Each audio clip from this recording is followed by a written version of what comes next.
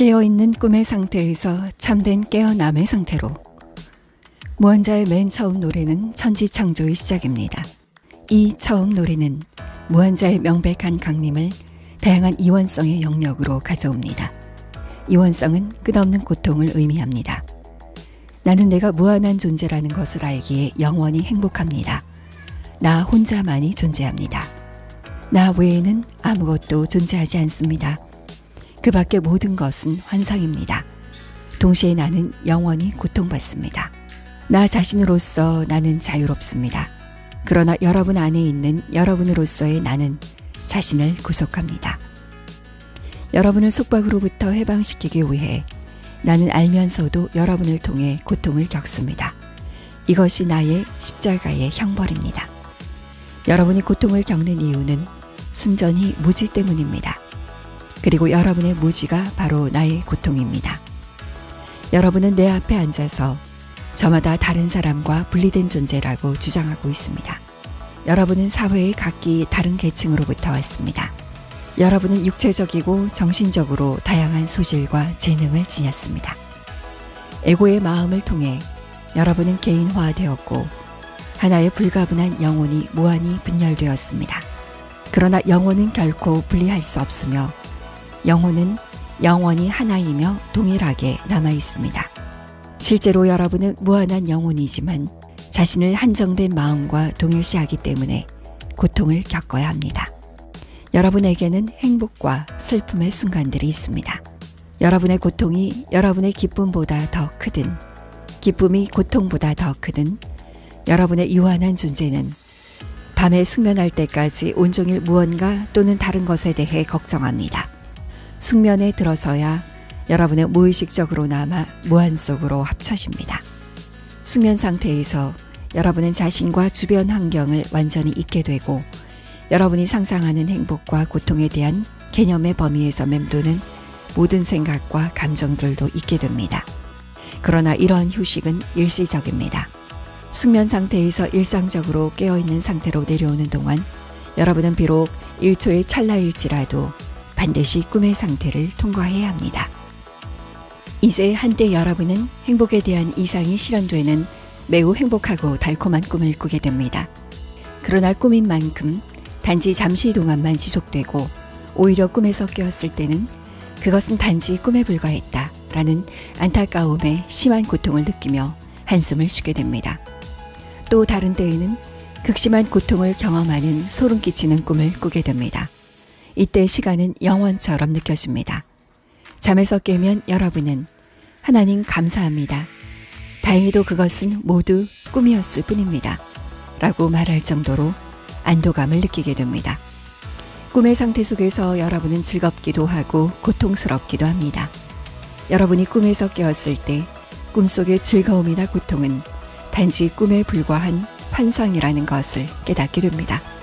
하지만 여러분이 깨어있다고 말하는 현재 의식 상태도 참된 깨어남의 상태에 비하면 꿈의 상태에 불과하다는 것을 알아야 합니다. 여러분의 삶은 우주 자체인 하나님의 거대한 꿈 안에 있는 하나의 작은 꿈입니다. 여러분의 현재 깨어있는 꿈 상태에서 참된 깨어남의 상태로 확립되기까지는 수많은 죽음의 잠들을 거쳐야 합니다.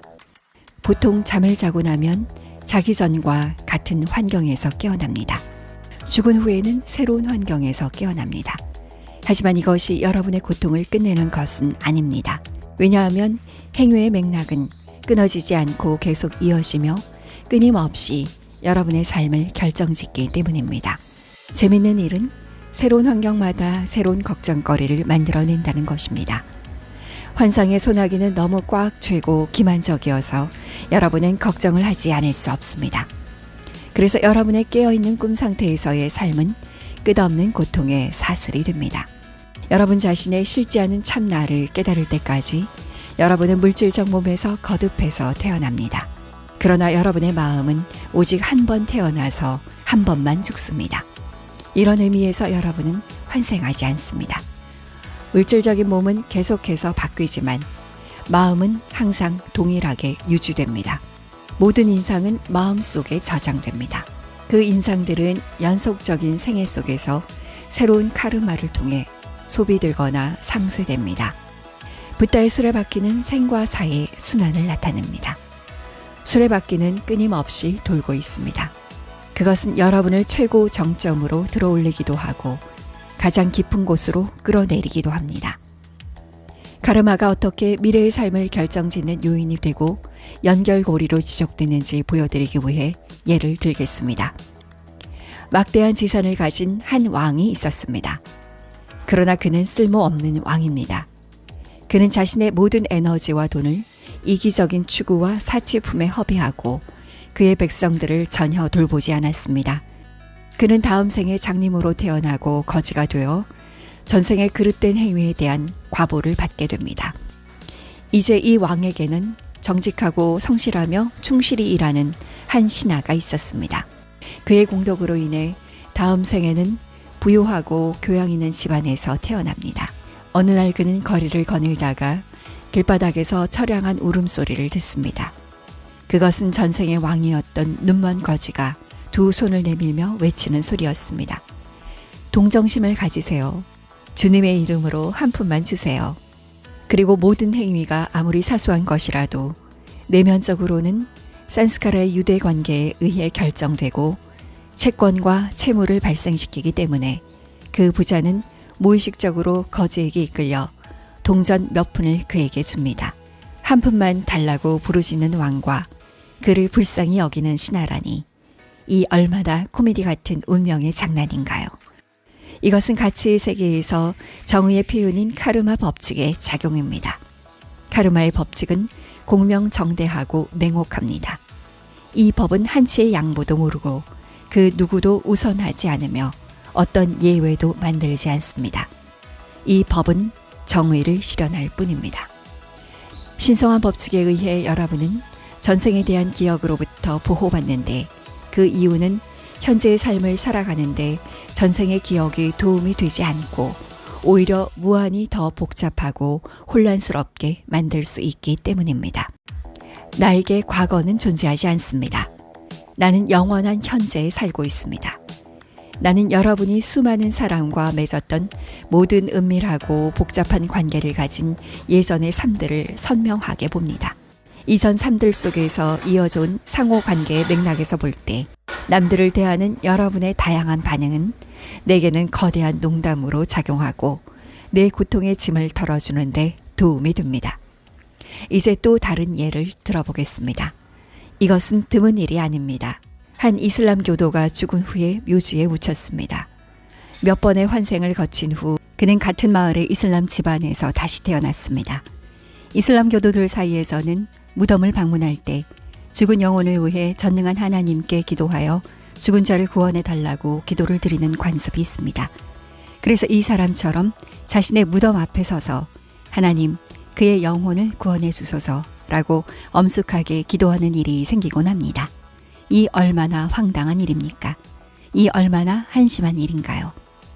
탄생과 죽음의 수레바퀴는 끊임없이 돌아갑니다. 여러분에게 내재된 기묘한 필요에 따라 여러분은 남자나 여자, 부자나 빈민, 영재나 둔재, 건강하거나 허약한 사람, 흑인이나 백인 등 다양한 국적과 다양한 신조를 지닌 사람으로 태어납니다. 이러한 풍부한 경험은 모든 형태의 이원성을 초월하는 데 도움이 됩니다. 이러한 경험과 함께 카르마적 빚의 주고받음도 무한정 계속됩니다. 여러분이 어찌 이 장부를 정리할 수 있을까요? 아바타나 사드구루는 보편적인 마음을 지녔기에 말 그대로 보편적인 삶을 구현하고 있습니다. 따라서 이 카르마의 거래로부터 자유로워질 수 있는 것은 오직 그분을 통해서입니다. 모든 것과 모든 사람의 삶은 나에게 열린 책과 같습니다. 그것은 내가 내 비용으로 즐기는 영화의 쇼를 보는 것과 같습니다. 나는 끊임없이 변화하고 결코 끝나지 않을 이 우주라 불리는 영화의 유일한 제작자이며 참된 깨어남의 상태로 여러분을 깨우기 위해 여러분의 깨어있는 꿈의 상태 속에서 나는 여러분이 되었습니다. 이 참된 깨어남의 상태를 경험할 때 여러분이 지금 경험하는 깨어있는 꿈의 상태가 공함을 깨닫게 될 것입니다. 이를 위해서는 나의 은총이 필요합니다. 나의 은총이 내려오면 이때 그 은총은 여러분을 나로 만듭니다.